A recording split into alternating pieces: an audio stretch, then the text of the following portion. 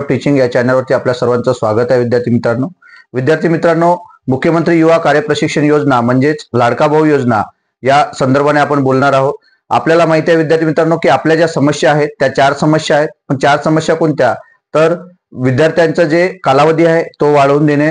कारण पहिल्यांदा ही योजना सुरू झालेली आहे आणि या योजनेच्या माध्यमातून 4 महिने झालेल्या विद्यार्थ्यांना, काही विद्यार्थ्यांना पगार मिळालेला नाही आहे, काही विद्यार्थ्यांना पगार मिळालेले आहेत, काही विद्यार्थ्यांचा अकाउंटचा प्रॉब्लेम आहे. नंतर कार्यकाळ वाढवल्यानंतर परमनंट करण्याचा प्रश्न आहे. नंतर विद्यार्थ्यांचा सुट्ट्यांचा प्रश्न आहे आणि पीएफ कटिंगचा आहे. नंतर बेरोजगारी झाल्या विद्यार्थी, हे बेरोजगार विद्यार्थ्यांना हे जॉब दिलं जात होतं आणि 6 महिन्यानंतर विद्यार्थी काय करणार आहे हा प्रश्न शासनापुढे आहे आणि विद्यार्थ्यांपुढे आहे.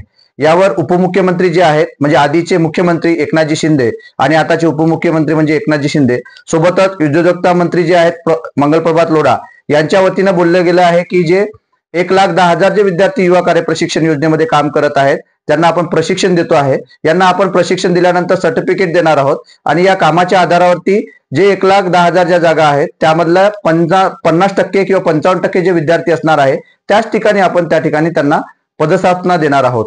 यावरती असं दिसून येत आहे विद्यार्थी मित्रांनो, मी वारंवार व्हिडिओमध्ये बोलत असतो की अंशकालीन विद्यार्थ्यांचा जो शासन निर्णय आहे त्या शासन निर्णयाच्या माध्यमातून अंशकालीन जे विद्यार्थी आहेत त्या विद्यार्थ्यांना मात्र कायम केलं जाणार आहे. हे त्यांच्यासाठी आनंदाची बातमी असणार आहे. परंतु जे विद्यार्थी 6 महिने काम करणार आहेत त्यांच्या पुढे मात्र प्रश्नचिन्ह असणार आहे. आता नक्कीच सरकार काय करत आहे यावर आपल्याला डोळा ठेवून, नजर ठेवून आपल्याला पाहायचं आहे की नक्की सरकार, महायुतीचे सरकार जे लाडका बहीण योजना आणि लाडका भाऊ योजना या माध्यमातून महायुतीचं जे सरकार आलेलं आहे, दिलेला शब्द जर उपमुख्यमंत्री पाळत असतील तर नक्कीच या विद्यार्थ्यांना न्याय मिळणार आहे. अन्यथा आपल्याला लढा उभारावा लागेल विद्यार्थी मित्रांनो. आणि हा जो लढा उभारायचा असेल तर लढा उभारण्यासाठी आपण स्नेहनील स्टार्ट ऑफ टीचिंग या चॅनलची जी लिंक आहे हे डिस्क्रिप्शन बॉक्समध्ये लिंक दिलेली आहे.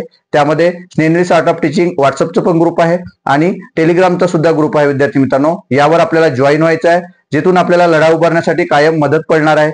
आणि या लढ्यामध्ये आपल्याला वेगवेगळ्या ठिकाणी, जसं समुद्रपूरमध्ये विद्यार्थ्यांनी निवेदन दिलेलं आहे, चिमूरमध्ये निवेदन दिलेलं आहे, रामटेक नागपूरमध्ये हे विद्यार्थ्यांनी एसडीओला निवेदन दिलं आहे. त्या माध्यमातून आपले प्रश्न या झालेल्या ज्या अधिवेशनात आहे ह्या आमदारांनी 5 ते 6 आमदारांनी आपलं कायम करण्यात यावं, हा विषय आपल्या युट्यूबर जे असतील त्या सर्वांच्या माध्यमातून हा लढा आपल्यासाठी उभारणार आहोत विद्यार्थी मित्रांनो, जिथून तुम्हाला न्याय मिळणार आहे.